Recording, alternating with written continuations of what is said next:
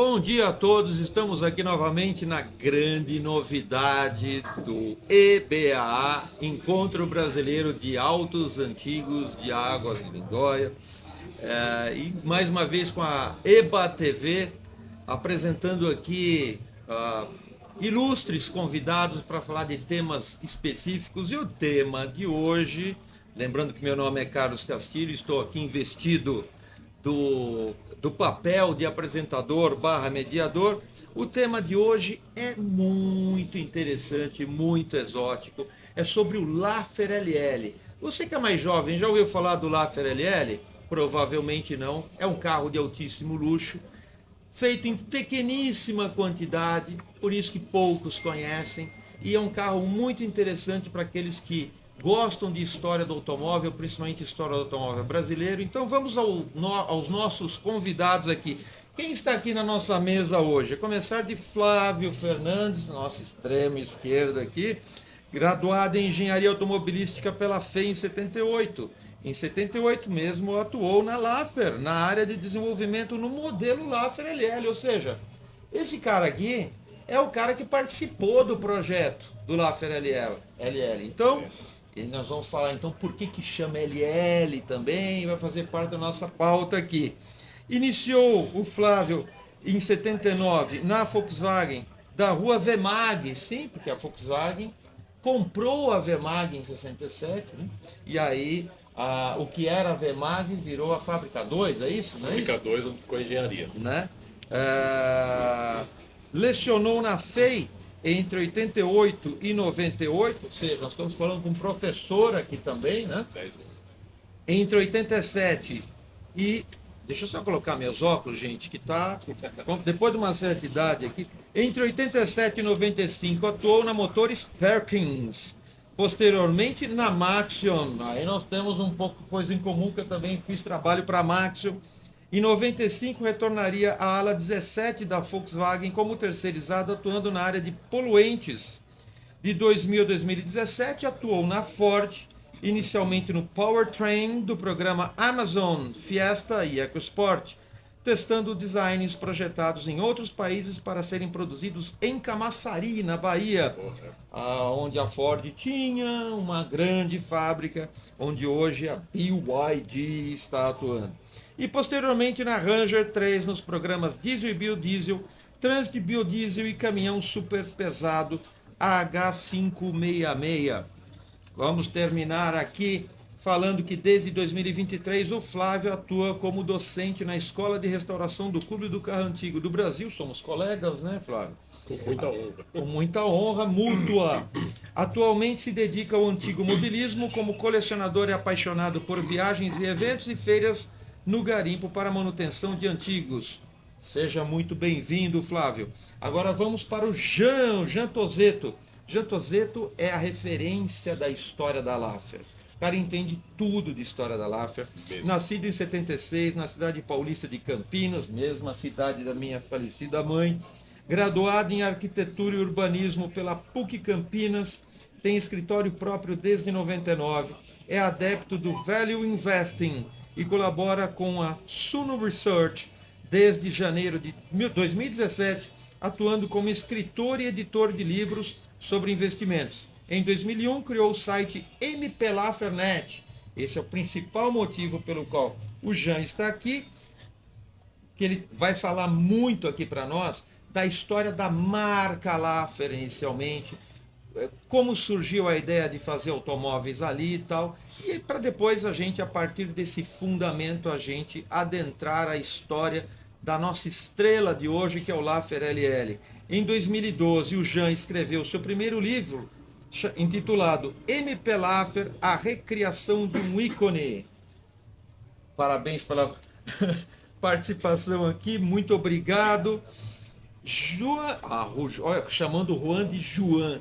Juan Dirks, a nossa figura carimbada, nosso Coringa, ele está em todas aqui, todas os nossos podcasts.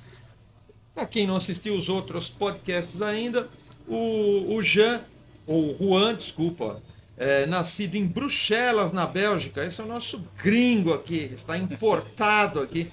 Nascido em Bruxelas, Bélgica, em 54, chegou ao Brasil com 7 anos de idade, cursou a Faculdade de Engenharia Civil, foi administrador do Consulado do Brasil em Bruxelas, de 2010 a 2020. Estamos falando praticamente com um diplomata aqui. Apaixonado por automóveis desde a mais tenra infância, aficionado pelo Volkswagen SP. Desculpa, é que aqui está com a ficha básica sua aqui. Não só Volkswagen SP, como também Puma e Laffer LL. Carro nacional, né? Ele foi autor dos livros Volkswagen SP, História do ícone, Puma, Pequeno Atrevido e Sua Grande História. Temas que nós abordamos nos nossos outros podcasts.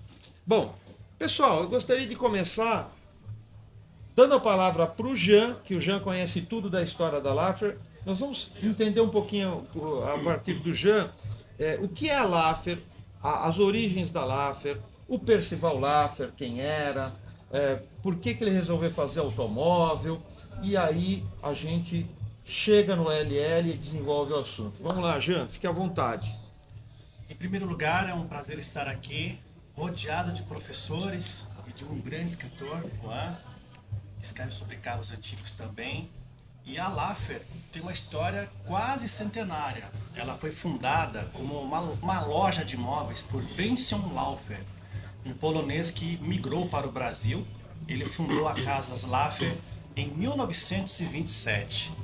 E ele conseguiu prosperar no Brasil com essa loja. Ele tinha uma facilidade para o comércio muito grande. Ele conseguiu formar os seus filhos, 3 filhos homens, uma filha mulher. E o Percival Laffer, ele era o caçula da família. Então ele estudou arquitetura no Mackenzie.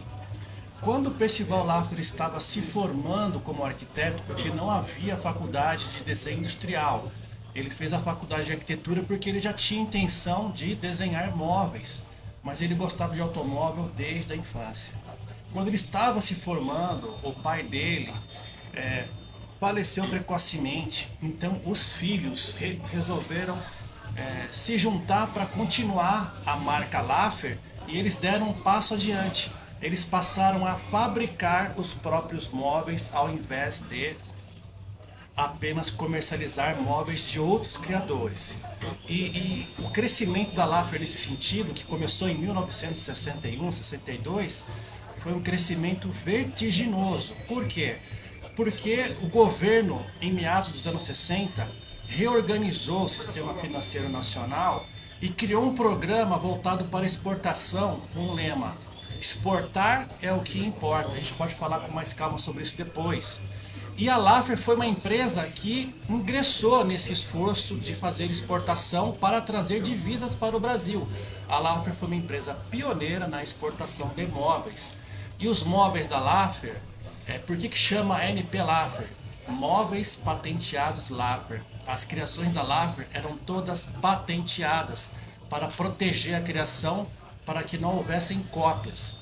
E a Laffer conseguiu ingressar no mercado competitivo da Dinamarca, da Suécia, da Alemanha, da Itália, e o crescimento da empresa foi vertiginoso. Um grande passo que a empresa deu foi a aquisição de equipamento para construção de artefatos em fibra de vidro. Foi uma espécie de diversificação das atividades da empresa. E o primeiro grande contrato que a Laffer conseguiu nesse sentido tem a ver com um símbolo nacional dos anos 70, 80, 90, o orelhão. O orelhão da Telefônica, no caso da Telesp, da Telefônica brasileira, que era estatal, o modelo original do orelhão foi concebido nas oficinas da Laffer. Foi uma arquiteta chinesa brasileira, Shuming Silveira, se eu não me falha a memória, que fez a concepção da peça, mas como executar uma peça tão curvada? Então foi um profissional chamado Dmitry, que trabalhava na Laffer. Ele teve a ideia de inflar um balão de festa de aniversário, daqueles balões grandes.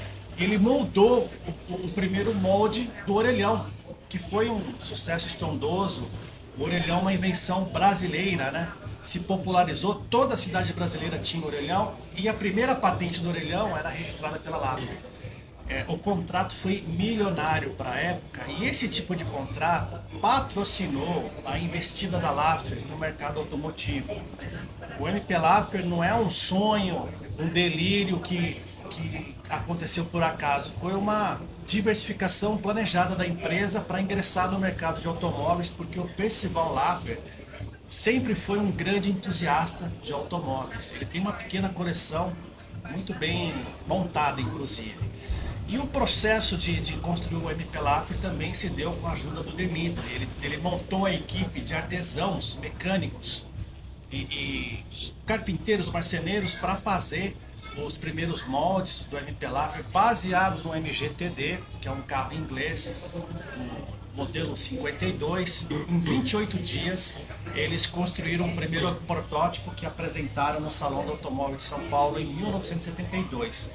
E foi um sucesso. Apesar do stand ser bem modesto, o carro roubou a cena de outros modelos e a Laffer começou a receber encomendas. Então, assim, em 74, a Laffer começou a fabricar o carro oficialmente e o próximo passo era ingressar no modelo maior, porque o MP Laffer ele era baseado na mecânica Volkswagen e no chassi do sedã Fusca, que era uma solução comum que o Juan pode explicar, que a Puma adotava e outras empresas de fora de série também adotaram, né?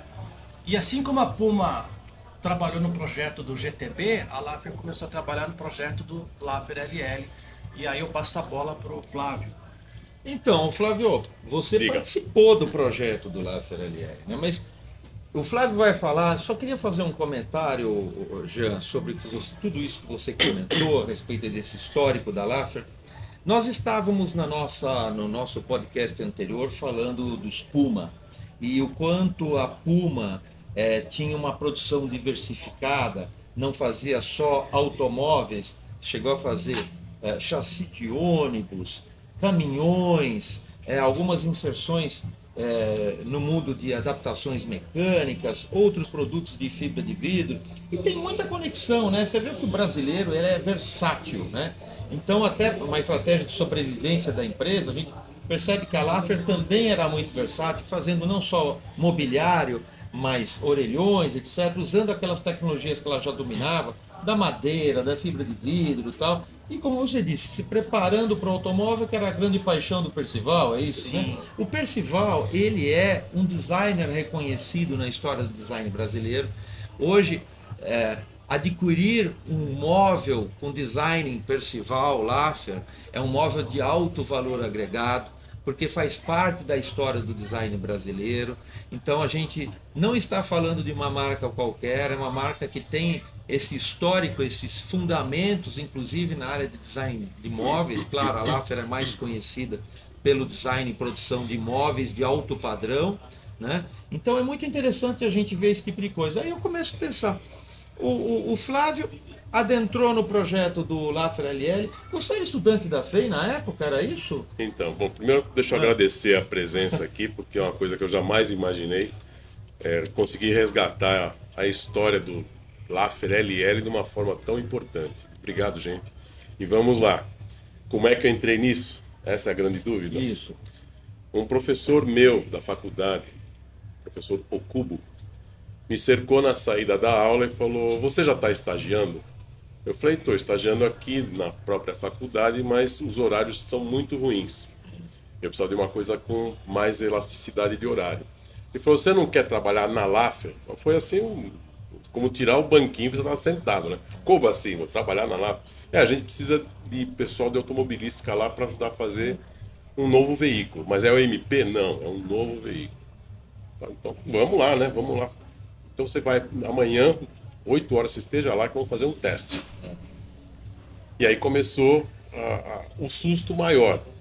Na minha presença apareceu o designer do carro, que é o professor Rigoberto Soler, que também nos brindou com o Irapuru, com Lavínia, Feix 3, com Feix 1, enfim, o Rigoberto Soler era um gênio. Ele desenhou uma cidade do futuro, ele realmente viajava. A cabeça dele estava uns 40, 50 anos à frente. Ele apareceu na minha frente e falou: vamos fazer um teste. Eu falei: bom, vamos fazer um teste. Me deu uma prancheta, uma folha sulfite, apontou um carro, olhou assim, apontou um MP, falou: desenha esse carro aqui na frente que eu já volto. E me largou lá com a prancheta no colo, com alguns lápis e borracha, e vamos desenhar o MP. Eu não sou designer, eu era estudante de engenharia automobilística, mas todo estudante de engenharia gosta de carro, né? Então, me propus a desenhar o MP. Claro que não saiu o MP que eu queria realmente ter desenhado, mas fiz lá o MP. De vez em quando ele olhava de longe e tal, aí quando ele viu que eu terminei, ele chegou, achou uns erros, falou, você errou aqui o posicionamento do eixo dianteiro um pouco, a capota tem uma inclinação assim, assado e tal. Ok, tudo certo. E saiu. Aí eu perguntei para os colegas em volta que estavam lá trabalhando, né? Falei, mas e aí? Ah, parabéns, amanhã você está aqui trabalhando com a gente, é só a gente estipular o horário de estágio. E foi assim, tudo no susto realmente, eu virei o estagiário para fazer parte da pequena, restrita e muito capaz equipe do Laffer LL. Você imagina, um estudante de engenharia em fase de formatura, saindo da faculdade, já trabalhar num projeto que ainda estava em desenvolvimento, como você falou.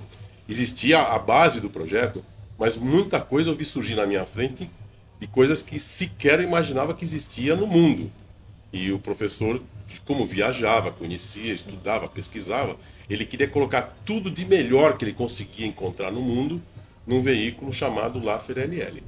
E foi assim que começou a minha trajetória lá. E Flávio, como foi o projeto em termos de sistematização, de planejamento? Houve um planejamento claro, tipo assim, nos moldes clássicos, você tinha um briefing, tinha premissas de projeto e seguia.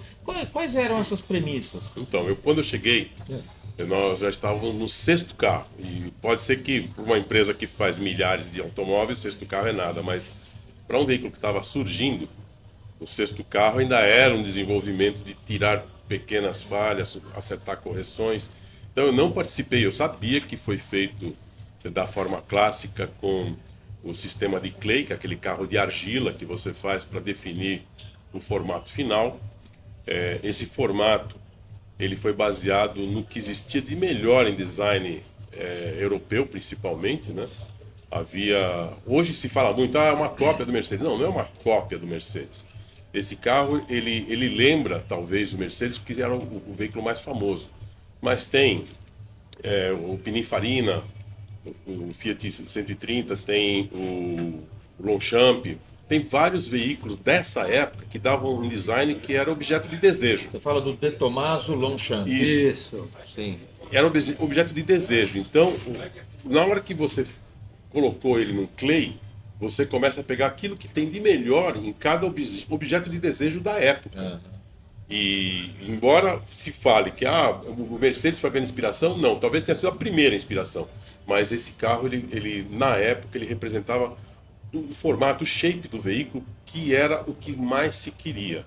Na verdade, o Rigoberto era uma referência na área do design da engenharia. Incrível, né? incrível. Ele era um criador completo, digamos assim, né?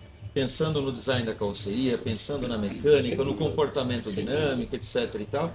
E pelo fato dele ser o grande norteador desse projeto, né? Ele colocou muito do perfil dele ali. Perfil né? dele, sem dúvida. Então a ideia do criador tudo bem, pode até ser inspirado na Mercedes, em termos de configuração, etc. e tal, porque afinal de contas nós estávamos vivendo naquela época o início da proibição da importação, mas isso começou antes, né? Antes da proibição das importações em 76. O que me leva a imaginar. Se me permite falar, acho que a gente tem que falar duas palavras aqui para descrever a época, né? É o Zeitgeist, que é uma palavra em alemão, é o espírito da época. E não sei se a gente pode falar em arquétipo do automóvel. Sim. O Laffer LL, ele incorporou um arquétipo. As pessoas falam, o MP Laffer é uma cópia do MGTD.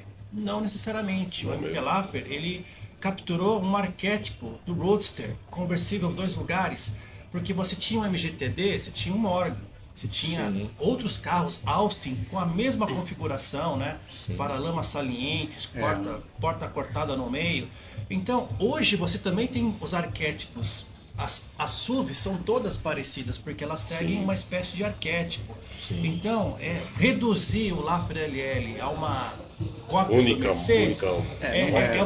é empobrecer a discussão, né, Juan? É verdade, eu concordo. Era uma tendência de carros de alto padrão da época. E era uma tendência. Essa tendência de fazer o LL com o aspecto que ele tem, que alguns acham que remete ao Mercedes-Benz, ao Fiat Pininfarina 130 e ao Longchamp, isso não é que remete. É uma característica típica de cupês de alto padrão da época. Daquela tá? É a mesma coisa aconteceu com a Puma, Volkswagen. Quando a gente olha aquela obra de arte do Rino Manzoni, que é o Puma Volkswagen, ele não copiou ninguém, não copiou Lamborghini Miura, como alguns dizem. Ele simplesmente estava no embalo da época de carro esportivo. E na época quem mandava era o design italiano, né? O design de automóvel daquela época. Então, ele não copiou ninguém, ele simplesmente estava na tendência lógica. E ainda bem, né? Se o Laffer, por exemplo, não tivesse, o LL não tivesse o formato que ele tem, ele não teria a personalidade que ele tem. Nós olhamos para o lado porque ele está aqui do nosso lado, ele está na janela aqui ao lado. Ele está falando e olhando aqui ao lado. Tem três LL aqui para provar que o carro existe. Quem estiver cuidando pode fazer uma visitinha aqui. Vocês vão ver os carros de verdade aí. Então, quantos LL foram produzidos? Eu acredito que, bom, quem pode responder melhor isso, eu acho que é o Flávio, mas deve ter sido 6 ou 7. Foram né? 7 no total. 7. Quando eu cheguei já estava no sexto, foi entregue o sexto veículo, depois foi feito mais um, e havia carroceria do 08, que não chegou a entrar na linha de produção, e que este que vos fala aqui encontrou abandonado no galpão, cheio de lixo em cima, pedaços de outros carros. Eu não acreditei. Eu falei, que você vai fazer com isso aqui? Eu vou pôr fogo nisso. Eu falei, não vai não. Você vai vender isso aqui para mim que eu vou levar isso embora agora. Então eu estou aqui também aqui na exposição de Lindóia, aqui no EBA, com uma carroceria, com as rodas e tudo, tentando mostrar o que vai ser esse carro um dia, porque eu quero ver se consigo colocar... Devia ter trazido uma foto de como ele estava quando ele chegou no seu Não, galpão. aí eu ia ser internado como louco, é melhor não.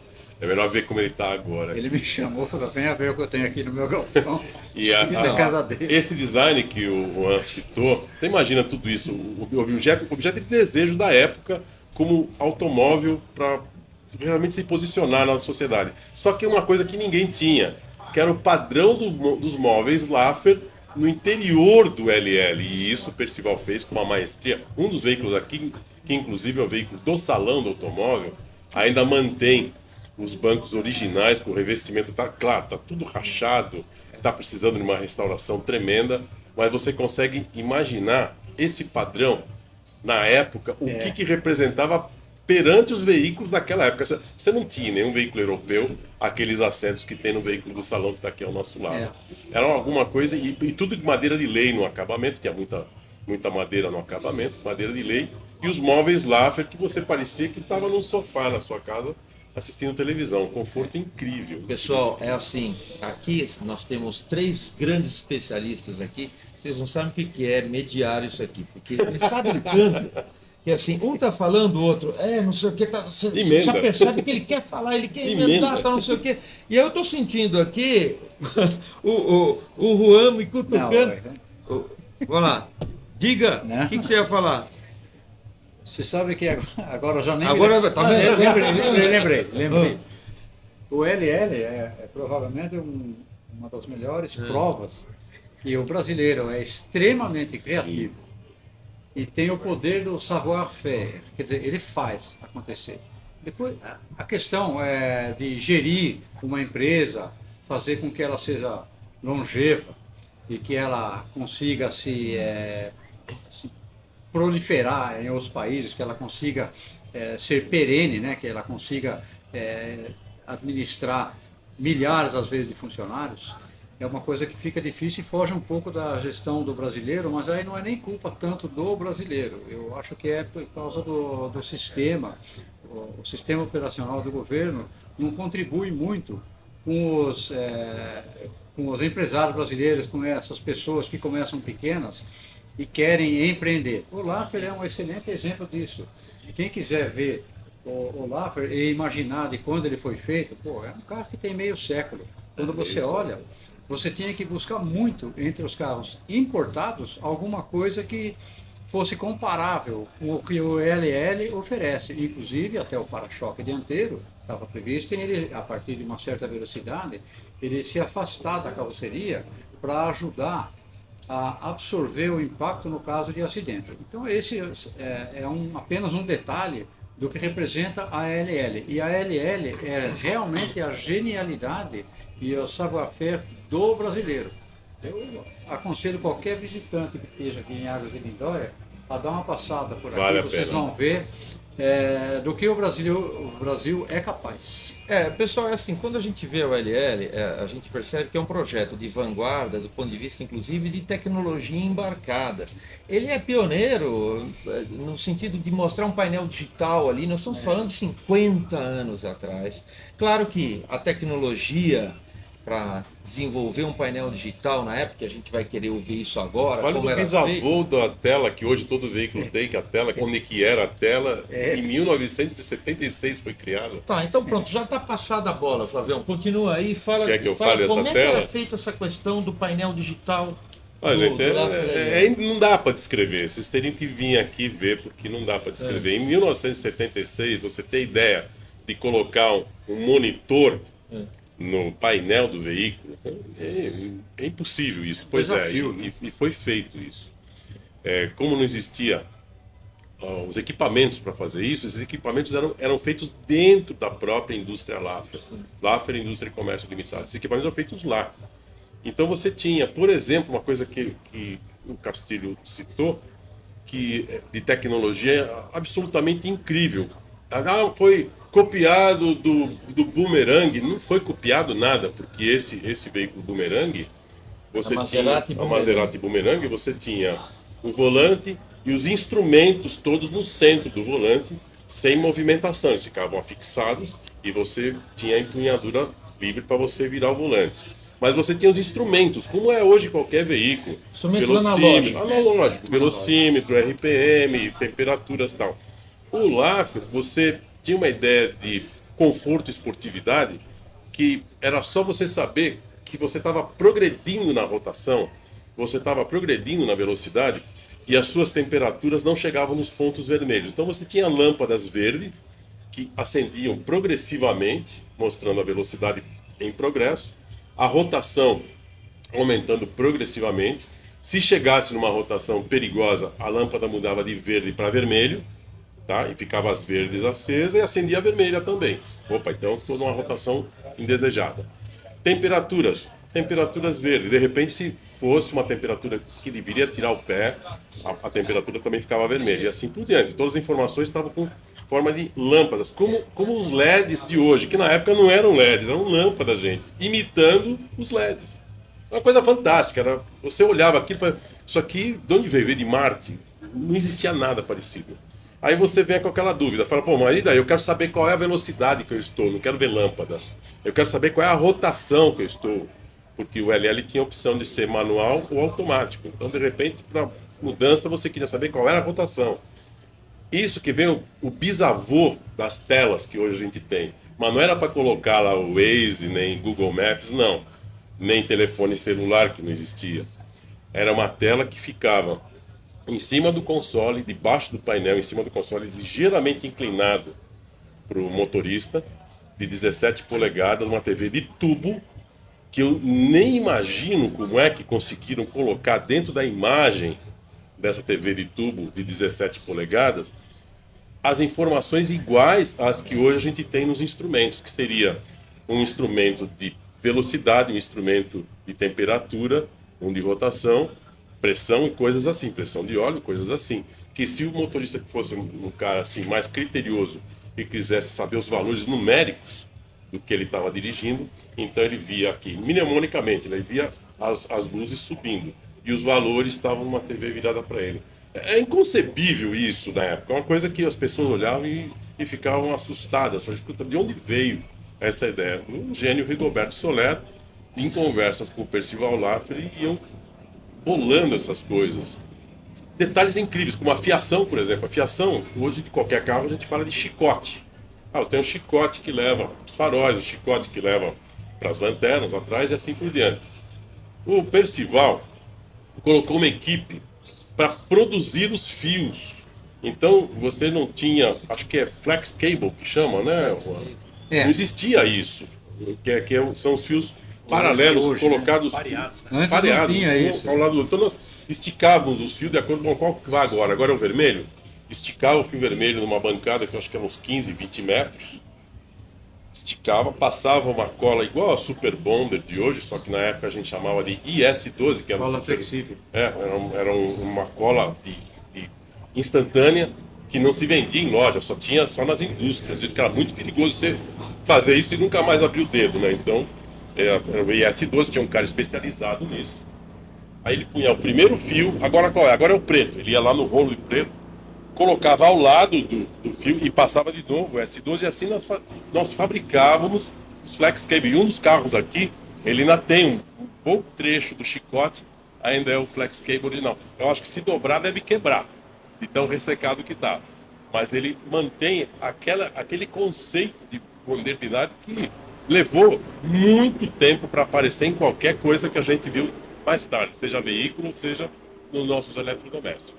E é bacana, Flávio, essa leitura, ainda que o painel fosse digital, você tinha a leitura analógica. Precisava, né? precisava. É porque, na realidade, pessoal, nesses tempos pioneiros, né, da leitura digital, a gente tinha algumas ideias um tanto quanto equivocadas, né? Então, você ter a leitura de velocidade, de rotação, apenas numérica. Aí as pessoas, com o tempo, começaram a perceber que você precisava de referenciais. A leitura analógica, ainda que no painel digital, você percebe o que a rotação pela qual você já passou, a rotação que vem, ou seja, você trabalha com uma leitura de referência, que é uma coisa que se aprendeu naquela época, digamos assim, né? Então, até esse pioneirismo, né, que faz parte do estudo de ergonomia, inclusive, né? Mais no aspecto de Era muito visão, confortável, né? era muito confortável. Agora, você tem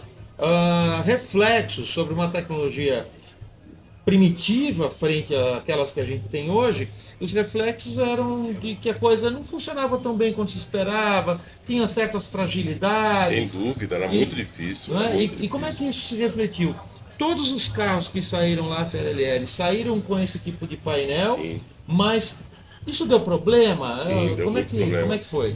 Uma das coisas que eu ouvi, e nunca tive nenhum documento para ver se isso procedia, é que cada Laffer LL tinha a manutenção por conta da Laffer. Quer dizer, você podia estar em Manaus com o carro, podia estar em Porto Alegre, e tivesse qualquer problema, era o proprietário mandar o frete e a Laffer ia se virar para deixar o veículo em ordem. Agora, você imagina um painel que foi criado por 2, 3 engenheiros. Só eles sabiam como é que eles fizeram aquilo. Uma TV de tubo, gente, no console, com essas informações. Quem que ia conseguir reparar isso, se não a própria Laffer, né? E então, esses carros todos, passados alguns meses, principalmente daqueles proprietários mais ousados, que falavam, eu vou pôr um som melhor no meu carro. Aí levava no autoelétrico para instalar um novo som. Esse cara instantaneamente queimava metade do painel. E aí não funcionava nada. Então, as opções eram enviar os veículos para que a Laffer reparasse, deixasse da forma como estava. Porém, com a parada de produção, é aquele se vira, né? Então, alguns veículos, nós temos um aqui que está com o volante já alterado, já não tem mais a empunhadura. O do salão, 01 do salão, está com a empunhadura e está com o miolo fixo. Mas o 07, que é o último, nós temos o primeiro e temos o último aqui. O 07 já tem um volante já clássico.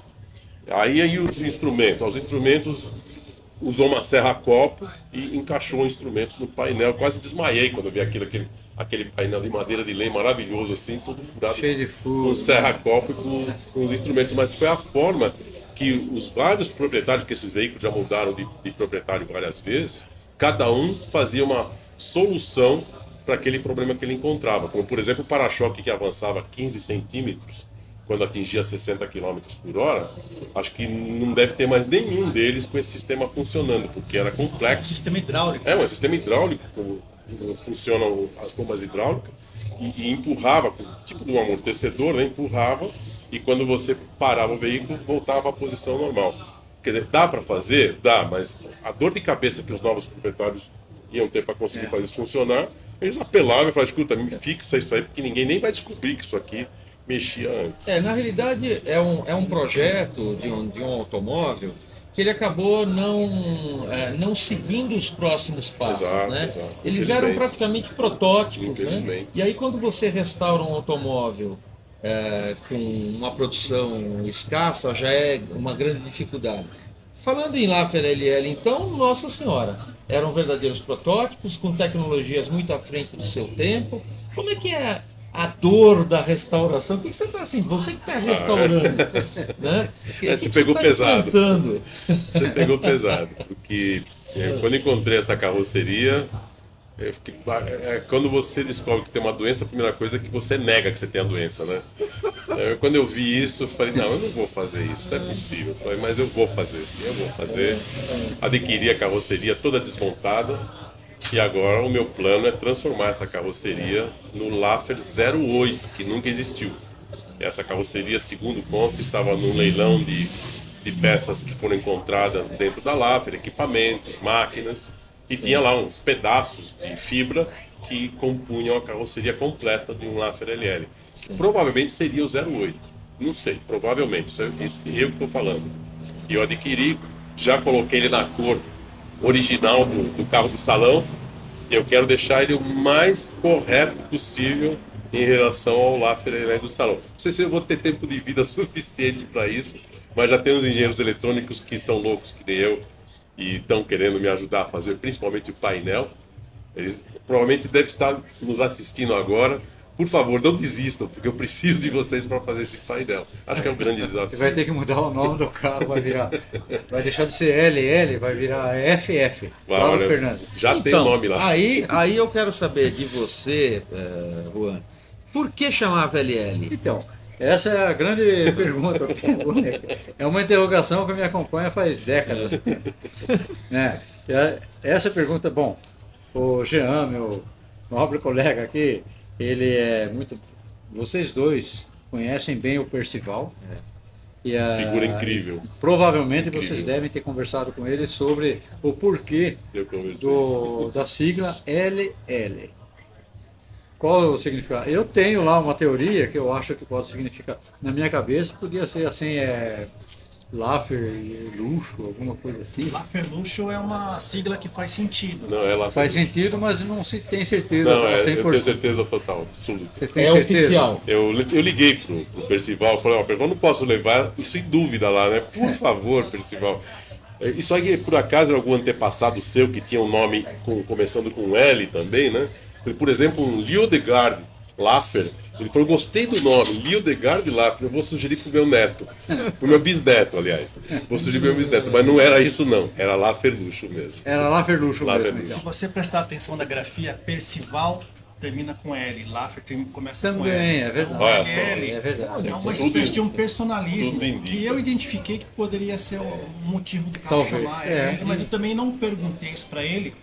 E ele com certeza é uma pessoa muito elegante, não vai dizer que foi isso, né? Sim. Mas Tem grande o chance. Percival Laffer não assinava as peças com o nome dele. A Laffer tem dezenas de criações famosas no mundo, mas as pessoas conhecem como móveis Laffer. Sim. E é por isso que o Percival ele não ficou conhecido como outros arquitetos do seu tempo, né? Na arquitetura convencional, Oscar Niemeyer, Paulo Mendes da Rocha. Porque pela importância do Percival, ele tinha que ter um reconhecimento muito maior, mas ele sempre reforçou a marca Laffer. Talvez por isso ele conseguiu levar a Laffer a quase 100 anos de história, né? A Laffer encerrou as atividades em 2023. Ela não faliu, ela encerrou as atividades. E como ela conseguiu durar tanto tempo?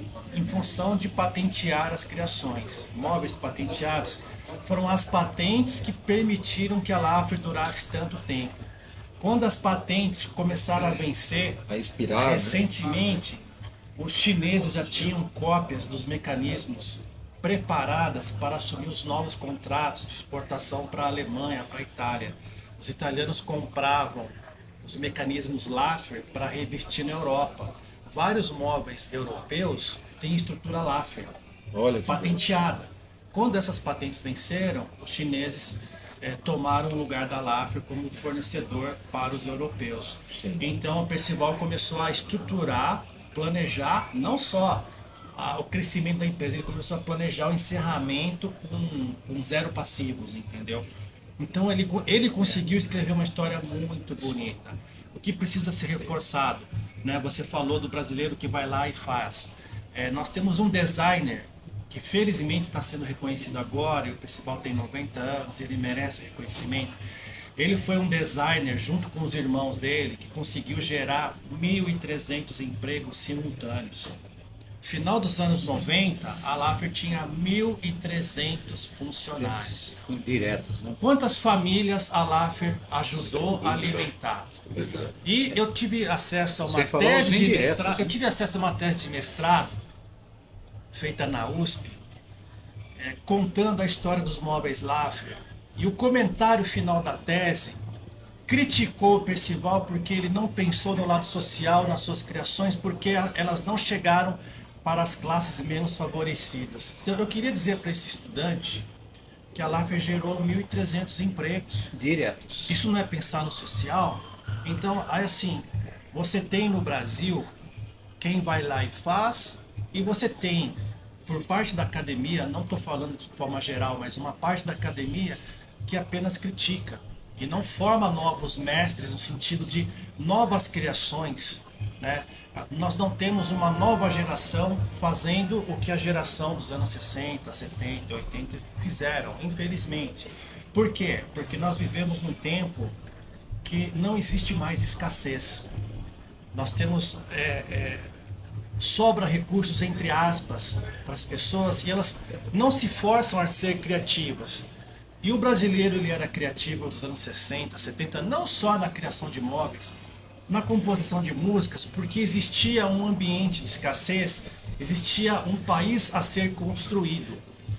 E a Laffer surfou nesse movimento de um país que precisava ser construído, um país que precisava gerar divisas, um país que limitações de não poder importar automóveis favoreceu o desenvolvimento do Laffer LL, favoreceu o desenvolvimento do Santa Matilde, favoreceu o desenvolvimento do Miura, porque a gente tem que exaltar também. E esses empresários, Castilho, eles não eram favorecidos pelo governo, nenhum deles era amiguinho do rei. Eles eram teimosos, os brasileiros eram teimosos. O carro era de fibra, mas as pessoas que fabricavam o carro também eram de fibra. Muito Sem teimoso, dúvida. Jean, muito difícil. é muito importante isso que você está comentando, porque ontem, quando nós gravamos a temática Puma, nós estávamos falando justamente sobre isso, né? A dificuldade de empreender que nós temos nesse ecossistema brasileiro, onde você tem altíssimas cargas tributárias, tudo vai contra o empreendedorismo contra aqui. mesmo. Então, o empreendedor brasileiro, ele é muito criativo, ele tem que ser criativo para sobreviver. E mesmo assim, você vê determinadas trajetórias que são muito tristes, de empresas que tinham tudo para se desenvolver, crescer, se transformar em multinacionais, até se transformaram em multinacionais e ainda assim encontraram dificuldades. Às vezes as empresas brasileiras são obrigadas a ir para fora para crescer, né? Porque aqui dentro é um ambiente muito difícil, né? No Associar Brasil, com nomes de empresas de você fora. vê que às hoje vezes. tem muitas empresas brasileiras indo para o Paraguai. Às vezes associar com nomes. Porque a situação lá é muito mais favorável em termos de carga Convidativa. tributária, né? Muito mais Né? convidativa. A Gurgel acabou antes do Paraguai se oferecer como cenário alternativo para o brasileiro. Exatamente. Se tivesse um Paraguai suscetível nos anos 80, que a Gurgel pudesse migrar para o Paraguai, a gente teria o herdeiro do Gurgel fabricando automóveis hoje. Na América Latina, não ia ser um Exatamente. carro brasileiro, ia ser um carro paraguai, mas tudo bem, ia ser um carro genuinamente da América Latina, que tinha soluções incríveis nos anos 70. O protótipo de carro elétrico nos anos 70. Sim. A gente tem que falar isso em relação ao Gurgel também, né? A Laffer foi uma empresa que ajudou pequenos fabricantes também. A Laffer conseguiu. Eu queria juntar as duas coisas que vocês dois falaram agora, que eu sou a prova disso. Quando encerrou a produção do Laffer LL, eu não fui mandado embora. Falou, não, você vai ficar conosco agora, você vai para a sala de projetos especiais, que são os projetos que você citou logo no começo. o orelhão. Havia um recurso para melhorar a aerodinâmica dos Spoiler. caminhões, spoiler, para melhorar a aerodinâmica, principalmente aqueles baús quadrados, assim, então você direcionava o fluxo do ar para melhorar o consumo, por ter menos resistência, né? E vários. Os quiosques da Kibon. Os quiosques fantásticos. É Você verdade, chegava, o quiosque montava da o Kibon. A quiosque. Laffer desenvolveu Era o quiosque da automático. Kibon, que a cobertura Fantástico, do quiosque, fantástico. no final do dia, você rebaixava ela pelo eixo central e ela incrível. virava, ela fechava o quiosque embaixo para o sorveteiro poder ir para casa dormir. E esse projeto rendeu um prêmio para o Percival Laffer do IAB, Instituto de Arquitetos do Brasil. Tem os Não. edifícios também, né, Cacau? Você olha num edifício que tem vários aparelhos de ar-condicionado, você vê cada um de um tamanho, cada um colocado numa posição, a fachada do edifício fica horrível. O que o Percival inventou? Uma máscara única para colocar em todos os apartamentos, na frente, na parte frontal. Então você olha assim, você não vê absolutamente diferença nenhuma entre um apartamento e outro. O proprietário podia pôr o ar-condicionado que ele quisesse. Ia estar atrás de uma máscara e não ia machucar o Ele visual. criou um módulo de fachada. Incrível, E incrível. ele se projetava para frente num ângulo estudado em relação ao pôr do sol, para que o Incrível. sol da tarde não esquentasse o edifício por dentro. Então a intenção era minimizar o uso do ar-condicionado, né? Então assim, o Percival Laffer, ele atuou como arquiteto, ele projetou lindas casas em Campos do Jordão, ele projetou fachadas de edifícios que são referências, ele projetou móveis e trabalhou em projeto automobilístico. Então assim, eu sou suspeito para falar porque Eu também. quando eu escrevi o livro do MB Laffer, que eu recebi muita ajuda dele, que ele primeiro duvidou que eu ia escrever o livro. E eu mandei 3 Ele capítulos. duvidou que eu trouxesse o carro também. Ele falou, você não vai conseguir. Aí eu escrevi 3 capítulos, enviei para ele, e ele respondeu: Jean, você realmente vai escrever o livro, me dá seu endereço. E ele foi tão generoso que eu recebi pelos correios um envelope com arquivos da Laffer. Boa parte foi para parar no livro, né? Então ele foi consultor de vários capítulos e não quis assumir como coautor, não quis. Mas também eu fui teimoso, porque ele queria suprimir um capítulo dos anos 80 que foram muito difíceis para a Laffer. A Laffer quase fechou no começo dos anos 80. Foi difícil. Mas eles conseguiram reverter isso. E esse capítulo, se dependesse dele, ia ficar de fora. Ficou no livro. Por quê? Porque o livro conta a história da Laffer de forma respeitosa, mas a gente não fica bajulando, sabe?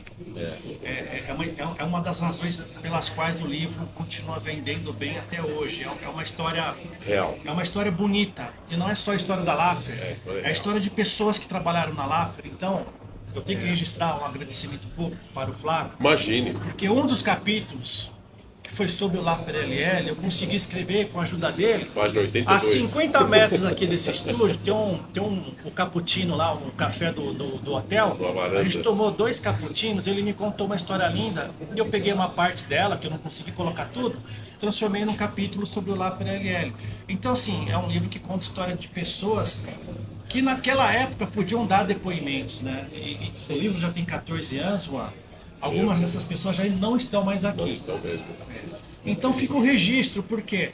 Porque a própria indústria automobilística não sabe contar a própria história. Ela depende de pessoas com iniciativas individuais, a minha, a do Juan, outros escritores que trabalharam com a editora Laúde, que publicou vários livros sobre carros antigos.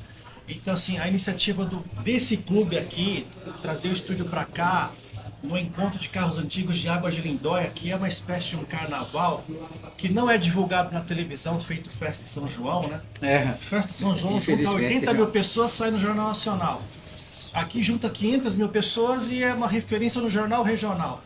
Mas tudo bem, vamos fazer a nossa parte Estamos e fazendo contar a a nossa nossa parte. história. É isso aí, pessoal. A gente, quando fala de história do automóvel, história da indústria automobilística, a gente não está falando apenas de automóvel, a gente está falando de todo um contexto histórico e também de gente empreendedora que não faz só automóveis, né? A tecnologia aplicada no automóvel você aplica em outros produtos.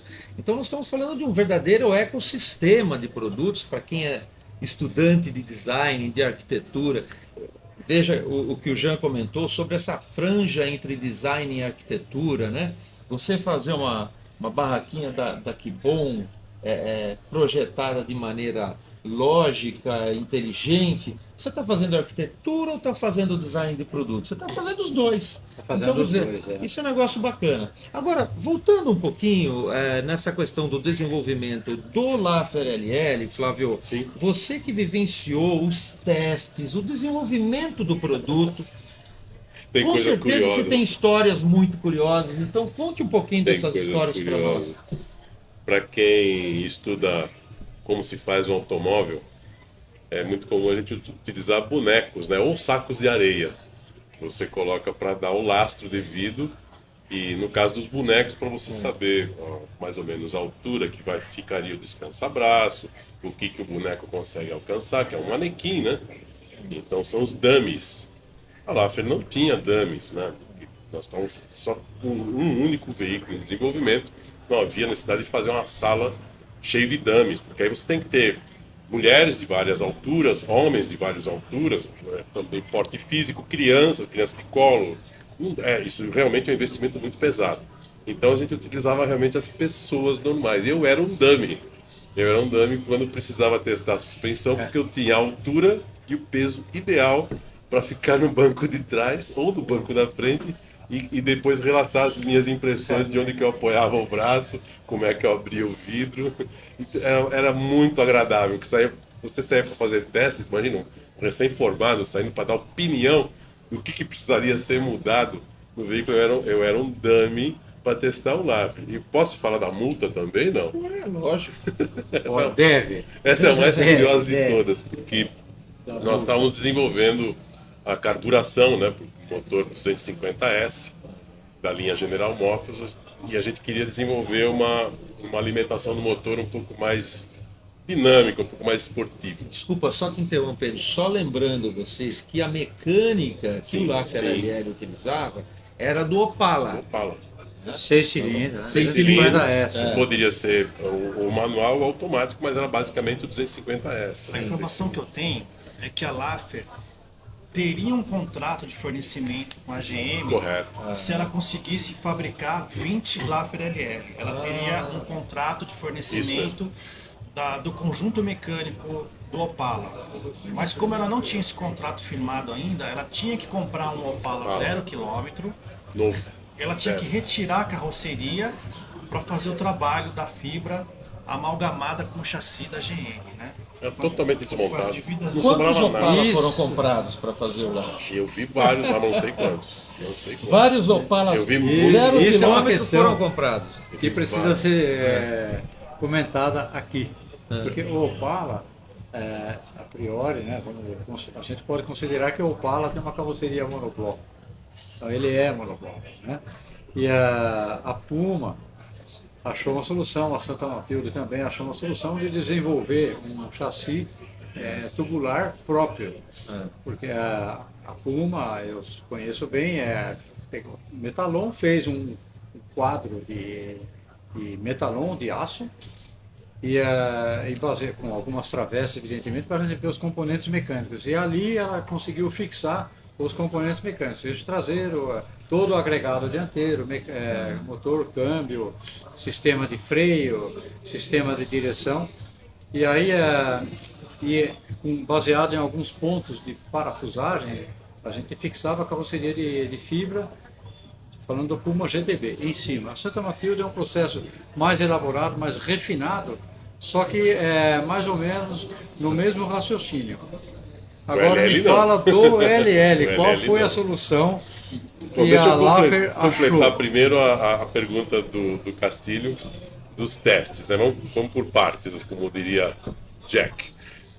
Nos testes, além de eu ser o dummy, eu também fazia parte do lastro quando a gente ia tentar a velocidade máxima.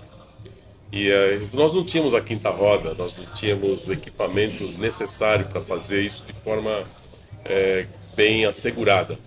Então nós escolhimos na Via Anchieta, onde estava o policial rodoviário com o cronômetro, e olha, está aqui, então vamos dar a volta, vamos começar de novo na pista para ele cronometrar a gente. Quer dizer, claro que o policial rodoviário estava vendo aquilo como um carro normal, apesar de estar com a placa de fabricante, era um carro qualquer.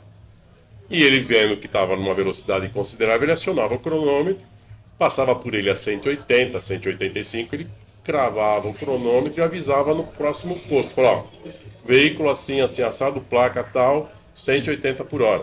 Aí no outro posto paravam a gente. Os senhores, vocês estavam a 180. Obrigado pela informação. Por favor, lavra na multa, 180. Ele colocava lá 180, obrigado. Aí nós, claro, ficávamos com a multa, que não tinha pontuação na época, eram valores extremamente baixos. Valia a pena você substituir pelo equipamento de medir a velocidade. Pela polícia rodoviária. E apresentávamos o valor para o Percival. Ó, Percival, estamos a 180. Você tinha uma comprovação Mas oficial. se ele soubesse disso, ele ia matar a gente, né? Porque, nós estávamos desenvolvendo carburadores. Chegamos a colocar 3 carburadores, né? 3 filtros de ar, 3 carburadores. Era uma coisa que realmente era muito difícil de controlar a evolução disso. Vocês chegaram a fazer testes com aerodinâmica? Olha, o professor Okubo, da FEI, ele era um grande especialista em superfície aerodinâmica. E como ele fazia parte da equipe de criação do LL, eu nunca tive acesso a esse estudo. Mas eu duvido que, nem que seja de forma em escala reduzida, eu duvido que isso não tenha sido feito, acho que dentro da própria FEI, com a equipe do Rigoberto Soler, dentro dos pavilhões do antigo DPV, lá do Departamento de Pesquisa de Veículos. Sim, então essa relação... Eu não vi, mas eu acredito que sim. Essa relação entre Laffer e FEI, através do professor... Era uma Rigoberto coisa Soler, só, era uma coisa só. era Né? uma coisa só. Tanto que uma das coisas que o Juan me perguntou era qual sigilo que tinha. Dentro da FEI não existia sigilo, Juan. Aquilo era... E o Soler mesmo, ele... Não, o Soler, ele estava transitava. com o pé em... Eu estava numa né? sala de aula e fui parar na sala do Soler. Então, era uma coisa só. E era um pensamento. A gente não trabalhava por ter um emprego, para ter dinheiro, para ter fama. A gente trabalhava por paixão. Era uma coisa... Hoje é muito difícil isso, gente. A gente vê jogador de futebol que ama, mas ele não ama a camisa, ele ama estar em destaque. O curioso disso tudo, né, pessoal, é que a gente fala muito hoje na academia, eu sou professor há 28 anos no setor universitário, a gente fala muito da carência de integração empresa-escola. E nós já tivemos tanta integração empresa-escola, né? Tinha um departamento na FEI, tinha um Não é? departamento de estágios dentro de uma sala enorme, que esse departamento ficava dia e noite pesquisando locais para que tivesse estágio, principalmente estágios, como foi o meu caso, que eu comecei como estagiário e depois fui efetivado como o planning do produto, né, com a parte de planejamento de produto, não só da parte veicular, que eu ajudei algumas coisinhas, poucas coisas do IP, mas principalmente na sala dos projetos especiais, que eu trabalhei bastante, que o Jean citou. Agora eu queria completar para o Juan a parte estrutural. Era uma coisa que doía muito na gente. A gente vê um monobloco, é como imaginar meia gravidez, né? Não tem. Como é que você vai trabalhar um monobloco e você vai alterar o monobloco? E nós fazíamos isso. Tinha um pessoal, não existia a tecnologia de elementos que nós temos hoje, super avançada, que o computador fala o que você tem que fazer, a gente tem que fazer na raça mesmo. E tinha pessoal muito bom que conseguia, usando a plataforma, se é que se pode dizer, a parte de baixo do Opala, onde iriam afixados todos os elementos de suspensão e depois todo o coxim, tal, motor, câmbio. Aproveitava só essa parte do Opala e todo o resto, carroceria, portas, capô, tampa traseira, vidros, para-brisa, todo o resto era exclusivo do Laffer LL. Fazer essa junção é um desafio tremendo, Bom, a gente vê no Laffer LL muitos detalhes curiosos, né, que são diferentes em relação ao que se fazia na época, como por exemplo os faróis. Aqueles faróis são muito exóticos. Inclusive a gente está vendo aqui, está do nosso lado, esses 3 exemplares que estão aqui expostos, que você tem muita participação, não só no projeto dos veículos originais, mas na restauração. Tem pelo menos um aqui que tem um conjunto de faróis que lembra muito dos Audi, 4 faróis retangulares, pequenininhos. Mas esse não era o projeto original. O projeto original, você tinha o quê? Uma tampa de acrílico ali, frisada, e o farol por muito trás. interessante essa tua observação, porque era absolutamente artesanal. Era um japonesinho, eu não consigo lembrar o nome dele, um excelente colega de trabalho. Ele partia de blocos de acrílico, que ele esculpia cada um das capas de farol de uma forma que eu não consigo entender, que você não via os faróis inseridos. Você via uma coisa só e lá dentro tinha dois faróis numa certa distância e num determinado posicionamento que você via uma coisa única, dando a volta e com uma grade que era feita com latão. Então era uma grade ligeiramente cor de bronze, uma coisa maravilhosa. E todos os proprietários dos 6 veículos sobreviventes que existem aí em algum lugar, eu sei onde está, cada um tem contato com esses proprietários, todos eles, quando compraram hoje, os que compraram hoje os veículos, proprietários hoje, já receberam dos antigos proprietários alterações que mudaram. Por exemplo, faróis, grade, lanterna traseira e principalmente painel. Painel, acho que poucos meses depois de sair da produção, acho que já deletavam o painel pela dificuldade de Flávio, conseguir arrumar. pelo que eu estou percebendo, o Juan participou aqui também, até porque ele é escritor do livro sobre, um dos livros sobre o SP2. A gente está falando das grandes dificuldades de replicar, pelo menos até pouco tempo atrás, de replicar detalhes muito partícipes do DNA do SP2, que é o caso daquela faixa refletiva lateral e tal. Só que eu estou vendo que o Laffer LL é muito mais complexo. Né? Muito mais complexo. Eu, graças a Deus, estou conseguindo alguns loucos que dizem que vão me ajudar. Né? Vamos ver se na hora eles devem estar nos observando agora aqui. Tem mais gente aqui na mesa que vai me ajudar também. Isso, porque eu não quero é um carro transformar. De produção seriada, Não, né? eu quero transformar São protótipos, são 7 protótipos que foram feitos ali. Praticamente sim. Não é? E não tem dois idênticos, né? É isso que eu ia perguntar agora. Não tem dois idênticos. Aí, atenção, pessoal, o 04 está desaparecido e deve estar na região de Campinas. É o único que eu não sei onde está. Por favor, encontre esse carro para nós. Pessoal aí de Campinas fica pessoal atento, da grande Campinas aí, é o Laffer LL04.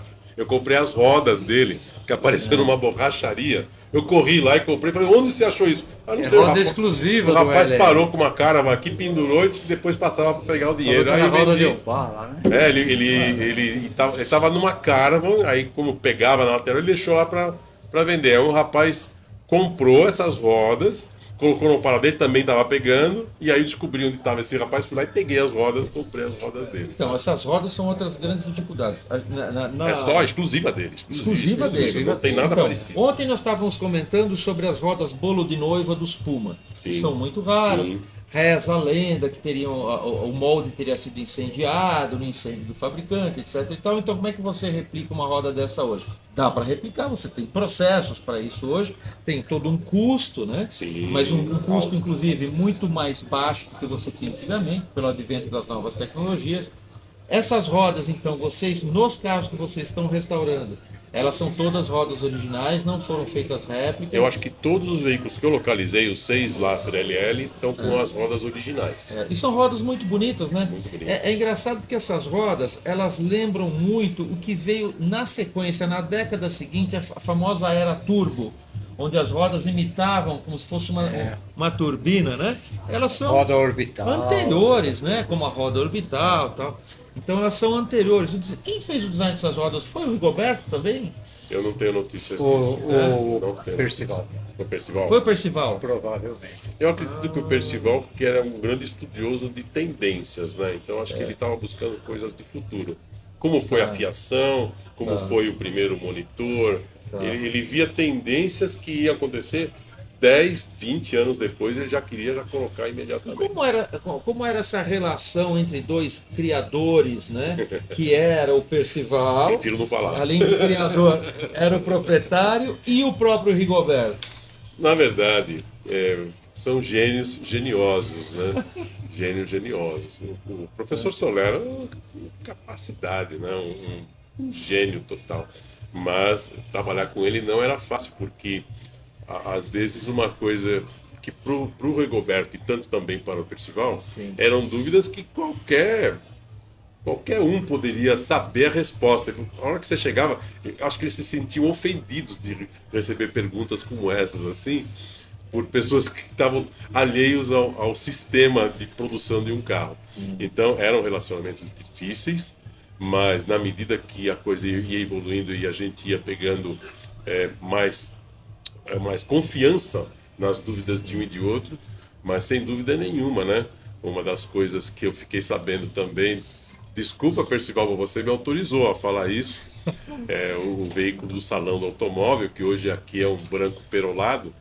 No dia da abertura do salão, ele era um verde muito bonito, um verde escuro, meio perolizado, eu acho. Assim.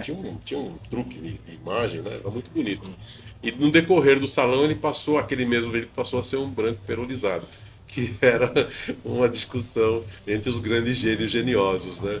Aí um correu da frente do outro, foi lá e pintou da cor que queria. Mas graças a Deus ninguém saiu ferido disso e a gente sempre conseguia bons acordos entre os gênios. Porque a Em genialidade... 76 ele foi apresentado, né? A revista Quatro Rodas lançou Segredo de Fábrica na edição de setembro de 76 e ele foi exibido no Salão do Automóvel de novembro de 1976. Sim. No Brasil ele não tinha concorrentes, o LL, né? Não tinha, absolutamente ele custava aí impossível. várias vezes o preço de um Galaxy. Eu já ouvi né, falar de Landau. 5, 6, você sabe? 5, 6 vezes? Ele Isso. custava 3 vezes um MP Laffer. 3 vezes um MP. Que também era um que não era um veículo, carro não. Que também barato. era caro. O Não, MP beleza. Laffer era um carro dos mais caros no Brasil na época. É Era o preço verdade. de um Alfa Romeo. Nesse sentido eu tenho uma experiência familiar, porque meu pai foi concessionário MP Laffer. Olha que maravilha. E nós entregávamos os MP sempre para pessoas de alta renda, que são as que compravam, tirando a minha mãe, que era, Era exceção à regra, era né? esposa do concessionário, né, que ela foi a que pegou o primeiro carro, mas nós levávamos os MP, Jean, na casa dos compradores, né? Então você tinha até essa ritualística, não era um carro comum, né? Então a gente levava o carro até, tinha toda aquela expectativa do proprietário, porque sempre foi um carro exótico, ainda que uma réplica, entre aspas, de um MGTD 52, um carro com outra configuração mecânica, que não era o do MGTD original, tal, usavam uma mecânica Volkswagen, mas era um carro muito bem acabadinho, muito bonito, né? E o pessoal amava o carrinho, né? Extremamente bem construído. Extremamente Viajei bem muito de MP, sem problema nenhum. Extremamente bem construído. O forte da Laffer sempre foi a ergonomia. Aham. Mais difícil do que projetar um edifício de 12 andares é projetar uma poltrona. E o Percival conseguiu projetar várias. E assim, eu sou suspeito para falar do MP Laffer porque eu tenho um desde 97, ia para a faculdade com ele. Depois, na minha carreira como arquiteto, usei ele diariamente, visitava a obra. Tranquilo. Sim. E Tranquilo. eu tenho um carro até hoje e eu já experimentei um MGTD 52. Eu tenho 1,85 m. Então, assim, você não entra no MGTD, você veste, porque você fica todo curvado, o volante fica roçando nas suas coxas. Sim. Não é um carro confortável porque não foi projetado para alguém da minha altura. Isso. Um MP Laffer, eu entro no MP Laffer, eu me sento confortavelmente. O volante fica alinhado com o centro do meu tórax, porque tem carro que você entra e o volante é deslocado.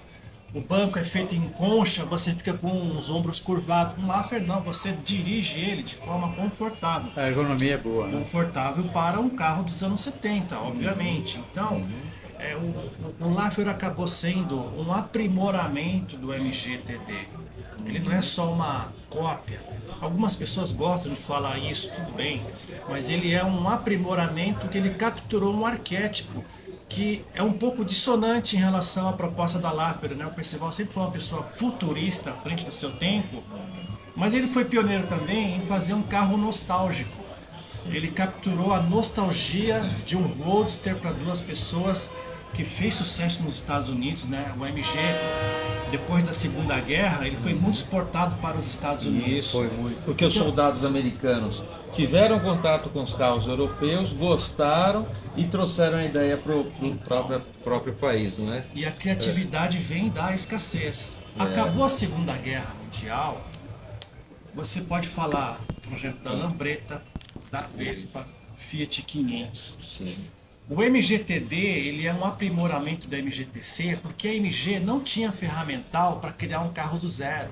Então ela usou um carro pré-guerra e atualizou alguns conceitos, é verdade. E esse carro, que ele já era nostálgico, 0 km, ele fez sucesso por ser nostálgico, Sim. porque ele tinha linhas clássicas.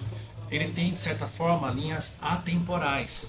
Então, esse sucesso do MGTD nos Estados Unidos, alguns vieram para o Brasil também, motivou o Laffer, o Percival Laffer, a Ele escolheu bem, né? Ele empregar escolheu bem o automóvel no MGTD. Brasil, né? Por sugestão também de um senhor chamado Luiz Ortega. É isso que eu ia perguntar. Como foi essa escolha do MGTD como referência para se fazer MPLAF? Como aconteceu isso? Foi uma coisa aleatória? Já tinha esse carro ali? Alguém chegou com essa ideia? Como é que foi isso? Um carro que fez sucesso nos anos 60, o Steve McQueen teve o Excalibur. O Excalibur. Ele era um carro inspirado nos Mercedes antigos. Que era feito pelo Brooks Stephens, né? O design do Brooks Stephens. Isso. Trabalhou na Studebaker. Isso.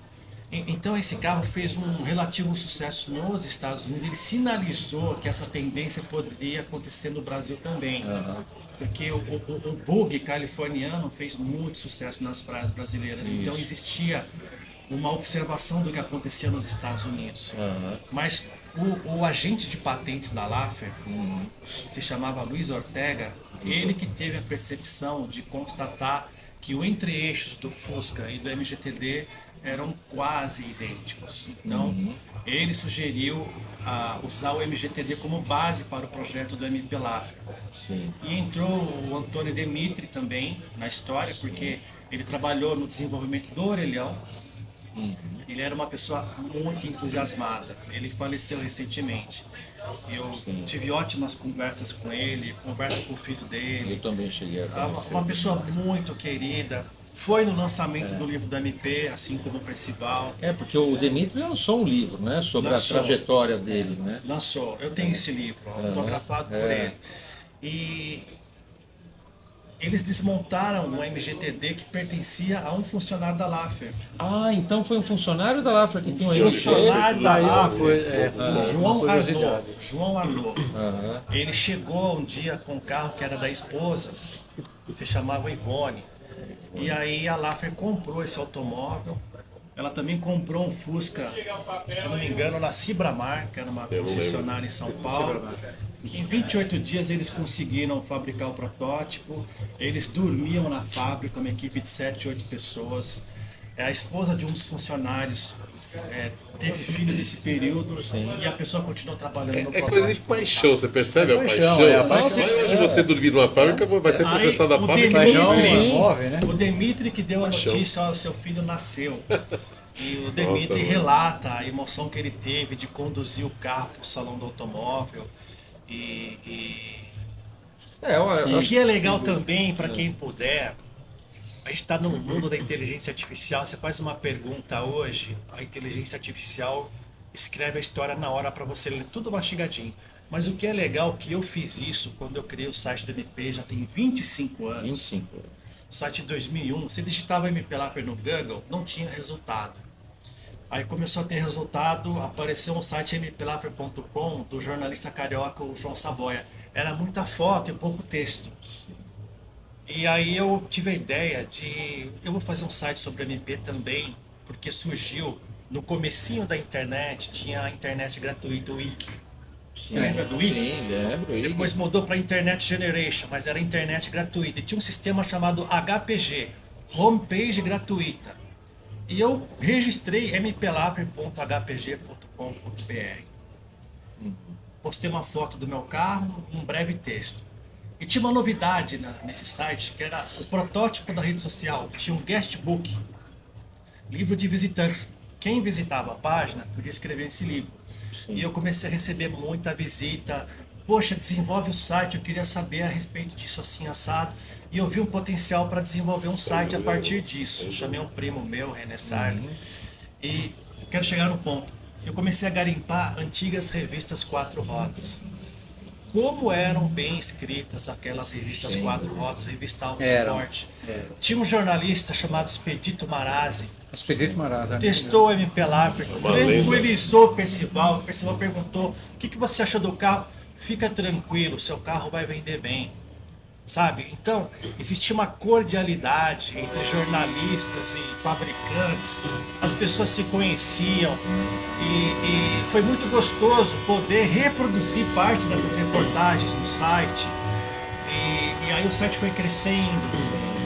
O que nós criamos na época que ninguém tinha Instagram. Hoje você com o Instagram, você posta foto do seu carro, Facebook. Você não tinha nada naquela época. A gente criou uma seção chamada Galeria. tem o seu carro Tem, lá. tem o dia do meu casamento que ele O colocou. proprietário tudo do MP Laffer mandava foto pra gente, a gente publicava, escrevia um texto sobre o carro, como é que você comprou o carro e tal. E a pessoa tinha o nome dele associado com o carro, ficava super feliz quando publicava na Mas é internet. bacana mesmo. Porque tudo era novidade, sabe? Então foi uma época muito boa. E esse site, ele foi a base para o livro que a gente escreveu e publicou em 2012. Tem alguma coisa aí que vocês estão pensando, alguém aqui, principalmente você, Jean, a respeito do Laffer LL, muito fundamentado no conhecimento do Flávio, nesses carros que ele está restaurando e tal? Tem alguma novidade literária ou internetica, digamos assim, para surgir? Quanto ao aí? LL, eu sou tranquilo em dizer para você que, tirando a reportagem que nós fizemos aqui na varanda do hotel, eu acho que não tinha absolutamente nada, né? No Tinha, era no só livro do revista. Jean, no seu livro, MP Laffer, tem um capítulo Então, é que maravilhosamente nós fizemos bem aqui, escrito. foi esse que nós fizemos. Ali, O nosso Eu- colega que está é no a monitor, se ele única puder matéria acessar séria. o livro está na minha bolsa aqui, essa bolsa Por favor, aqui isso, mais à vamos direita. Página 82. é uma matéria se muito não me engano. séria, muito consistente. Mas não existia nada Porque ela é disso. baseada no real. Agora, fora Não isso, a gente existia não nada. encontra Na informalidade, nada. você Não pode encontra trazer a nada. bolsa para mim que eu tiro Você do encontra lugar. foto. Foto você encontra. E o Porque Castilho fez parte de um grupo de malucos que fizemos lives sobre várias coisas não contadas da história do automóvel Sim, antigo. sim. Fizemos aliás, duas lives sobre a Laffer, né? Sim. E uma parte de uma das lives eu descrevi tudo que eu sabia sobre o Laffer LL. Dali em diante o pessoal copiou Página tudo que nós 76. fizemos, deram print em todas aquelas imagens. E aí você encontra na internet várias Abre coisas na página que nem 76. sempre é a realidade. Mas já foi 7,5. a partir do livro e da live do Clube do Carro Antigo que começaram a surgir as informações. Se você entrar no site mplaffer.net, Vamos você ver se eu tô digita bom, né? Laffer LL no campo de Não, busca errei. interno, tem as fotos dos carros que a gente conseguiu Não, garimpar. 78.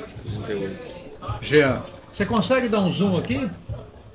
Dá um zoom na lateral do carro.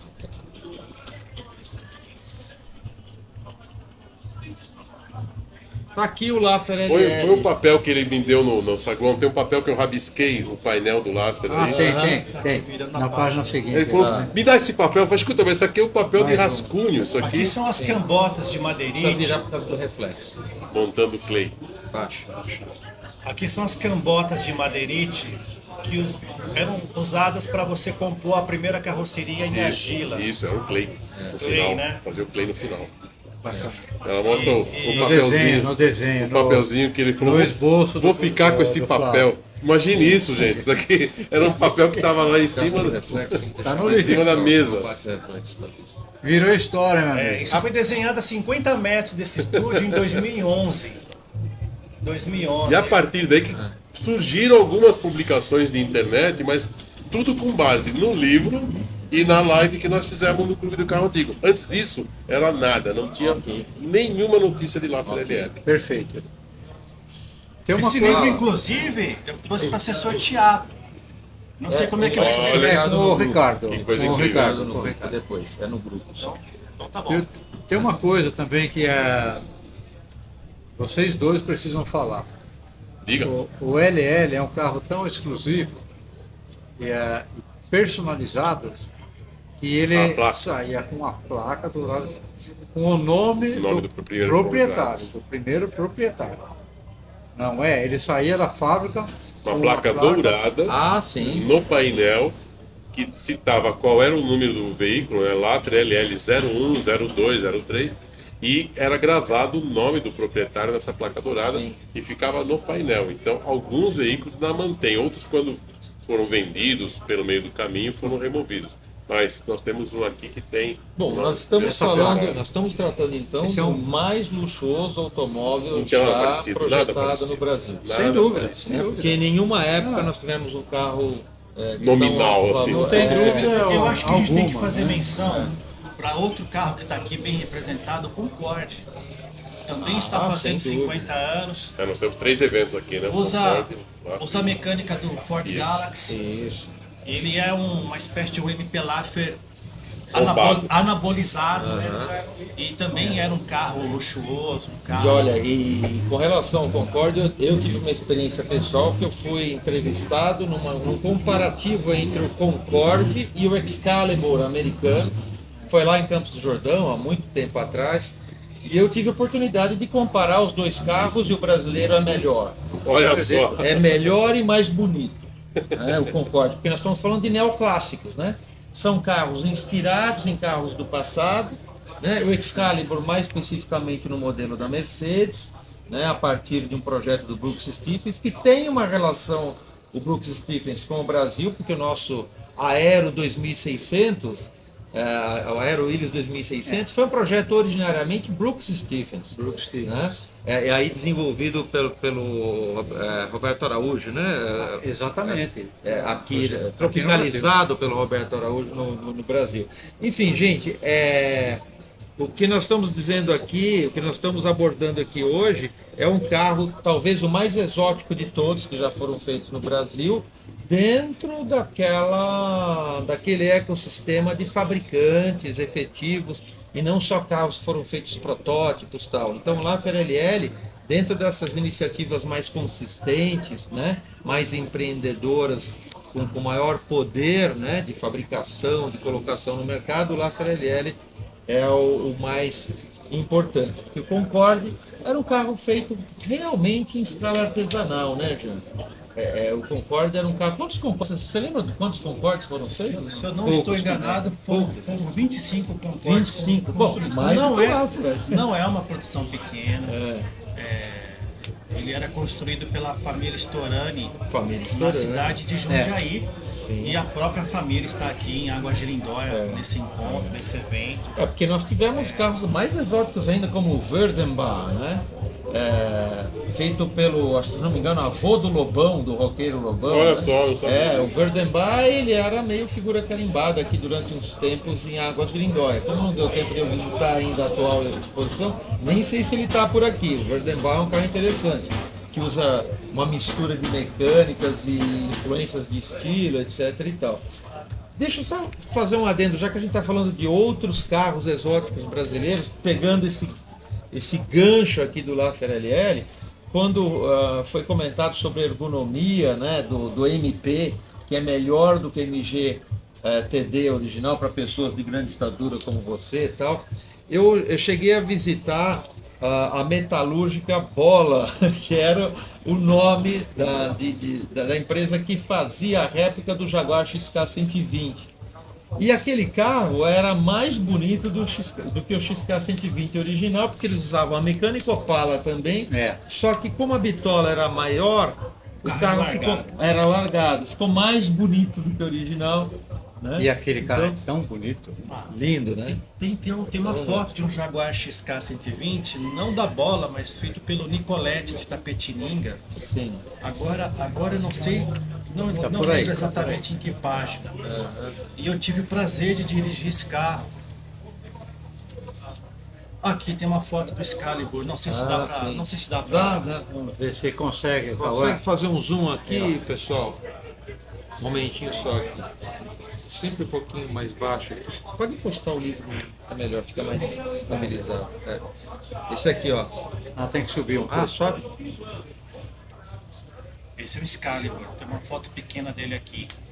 E eu vou procurar uma foto do Jaguar XK120. Tá aí. Sim. Tá no começo, né? Enquanto você quiser mostrar as fotos da placa e da roda, sim, ó. se Olha, conseguir vamos lá. aproveitar. A roda do é La exclusiva FRLL dele. Exclusivo. e a placa Que nós exclusiva para comentamos. cada proprietário, com o nome do proprietário, ou seja, um carro de edição numerada, né? Foi pensado assim desde o Desde o princípio, princípio. né? Um carro exclusivo e tal. Eu te ajudei num contato com roda, não foi? Foi Mantém você que o me achou zoom as aí. rodas. Você que achou essas rodas. Foi eu que achei? Não, ele. Ele? Ele que me achou as rodas. Ó, Aqui eu tenho aqui também o carro do salão, Tá. que está aqui do nosso lado. Tá aí. Uma senhora que hoje deve estar com 80 anos essa de talvez idade. Não sei a imagem- moça se ela tá aí Essa também. aqui provavelmente mas é a imagem mais conhecida do La FRLL. Você consegue tá enquadrar no aí? zoom. mas de divulgação, né?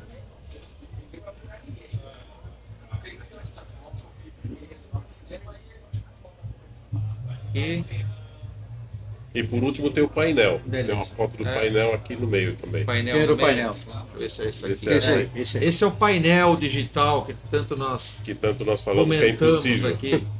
Né? A Esse foto vai do ser o grande impossível. desafio do Flávio. Vai, É vai, isso. se vai mesmo. Vai ser terrível. Esse Tá vai bom. ser Aqui um a foto Obrigado, do grande XK desafio. 120 aqui, ó. O XK120 que nós estávamos comentando agora, está aqui no Flávio do Jean Tozetti também. É uma réplica construída pelo Nicolette. Tive o prazer de guiá-la também.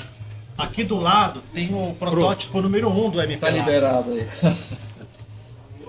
Tá liberado. Esse aqui é o número 1 do MP Laffer. Ah, sim. Ele era Aquele preto, que ele foi saía. printado aqui. Bom, vamos lá. Então, pessoal, são 11 horas e 26 minutos no meu relógio. Eu gostaria de, para já a gente se encaminhando para os nossos finalmente aqui, ter umas impressões mais gerais a respeito da importância desse projeto, principalmente começando do Flávio, que participou efetivamente do projeto como estagiário. Estagiário, né, depois né? efetivado. Se você tem, primeiro, alguma outra história que você lembre que você acha interessante citar aqui, se não, faça aí a sua repescagem final aí, a sua análise final de como você vê a importância do projeto Laffer LL no contexto da história do automóvel brasileiro. Antes de mais nada, muito agradecido por estar aqui passando a informação. Como foi dito no começo do meu currículo aí, eu hoje, depois de mais de 43 anos trabalhando em montadoras de automóveis, hoje eu não faço nada, absolutamente nada. Eu sou um cara aposentado e dou aula quando o Castilho me chama para dar aula. Eu dou aula lá com o Ricardo na escola de restauração. Qual o objetivo de dar essas aulas? Qual o objetivo de continuar aposentado e só mexendo com antigo mobilismo? É uma realização pessoal, porque eu acho um pecado. Eu estou já chegando aos 71 anos de idade e eu acho um pecado tudo que eu sei ficar para mim. Ficar para mim para quê? Eu tenho realmente muita vontade de passar o que eu sei. Não ganho quase nada com isso, ou às vezes até pago para fazer alguma coisa, mas eu preciso repassar conhecimento e dar algum start para as pessoas que querem partir de onde eu estou parando para empreenderem, para criarem, para novos produtos e novas ideias automotivas. Então eu estou muito agradecido, é isso que eu queria colocar aqui, eu acho super importante isso. É a gente repassar o conhecimento que tem, porque não serve para nada. Tem pessoas que acham que isso é um poder. Eu tenho o poder do conhecimento. Não tem poder de conhecimento, coisa alguma, porque isso uma bela hora não vai virar nada. Você tem que passar isso para as novas gerações. Só a nível de esclarecimento, pessoal, o Flávio citou a escola de restauração, que é a primeira escola de restauração do Brasil, da restauração voltada a automóveis, que é do Clube do Carro Antigo. Isso. Esse logo vermelhinho que vocês veem aí na nossa... juntamente com o carro antigo, nós temos o logo do carro antigo e... né? Enfim, esse vermelhinho aqui que está atrás do Jean. Nós temos essa escola desde 2012 ali, dedicada à restauração de veículos antigos, no qual o Flávio é um dos professores aí. O Flávio é um professor que todo mundo ama, não só pelo conhecimento. É um engano legal, porque os caras gostam. Os caras gostam.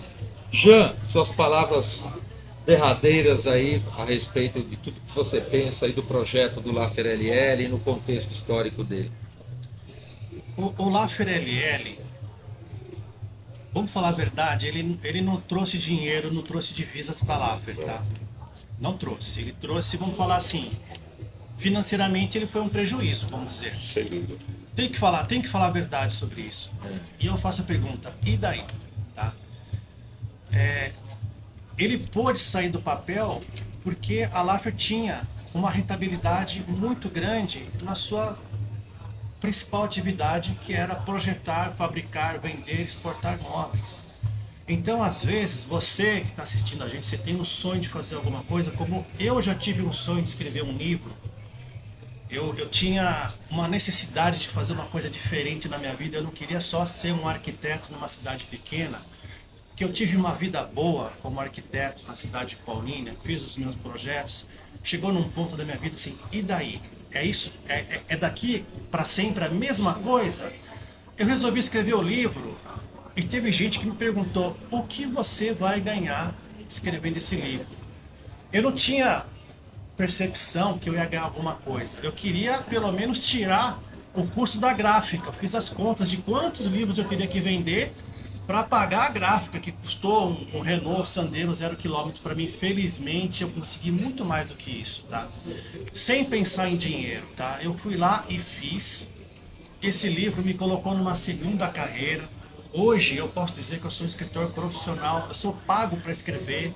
É um privilégio para mim, então porque eu acreditei. Assim como o Percival acreditou no Laffer LL e no MP Laffer, porque veio aquela crise do petróleo em 79 e vários projetos foram interrompidos em função disso, porque veio a hiperinflação nos anos 80. Não vai dar tempo de contar essa história. E com tudo isso, com todos os consultores orientando o Percival, para de fabricar o MP Laffer para você se concentrar na atividade core da Laffer. O Percival insistiu mais 11 anos para o MP Laffer, gente. Isso é paixão, é entusiasmo. O MP Laffer, ele era um carro para gente rica nos anos 70, era, mas ele motivou pessoas comuns como nós a um dia ter um MP Laffer. Então teve gente, de repente é o seu caso, você trabalhou 20, 25 anos, formou seu filho e você foi lá e realizou o sonho de ter um MP Laffer. De repente você pode até realizar o sonho de ter um Laffer LL. É para isso que servem essas coisas aparentemente sem sentido, porque se você tirar as coisas sem sentido da vida, a vida perde sentido. Então, como eu já falei demais, quero agradecer Castilho, Flávio, Juan. É um prazer conhecer o Juan pessoalmente. Prazer é meu. Nós já trocamos livros. Ele me passou um livro da SP2, passei o livro da MP para ele, a gente trocou figurinha. E isso é um prazer que a vida oferece pra gente. Obrigado, Castilho. Obrigado você, obrigado pela presença de vocês todos aqui. Eu queria as últimas palavras do Juan. Tá bom. Então, eu acho o seguinte, a Laffer, hoje a gente falou do LL, que era, já não é mais, né? Um carro desconhecido, que a gente está lutando para que ele fique conhecido. Estamos lutando. A Laffer é uma grife. A Laffer é uma grife. Eu sei disso, eu trabalhei numa repartição diplomática, eu fui funcionário não, trabalhei para o Itamaraty de 2010 a 2020 em Bruxelas. E tive muito contato com diplomatas. Os diplomatas faziam questão de ter uma poltrona Laffer ou um sofá Laffer.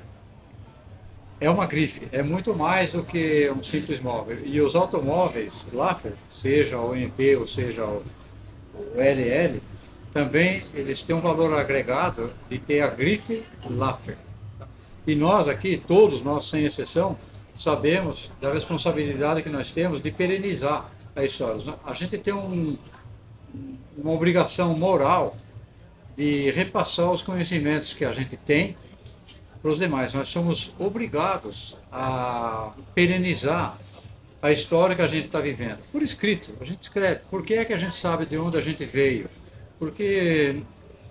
De que maneira que a gente conhece a história do Brasil? Porque alguém lá atrás se deu ao trabalho de registrar, de escrever.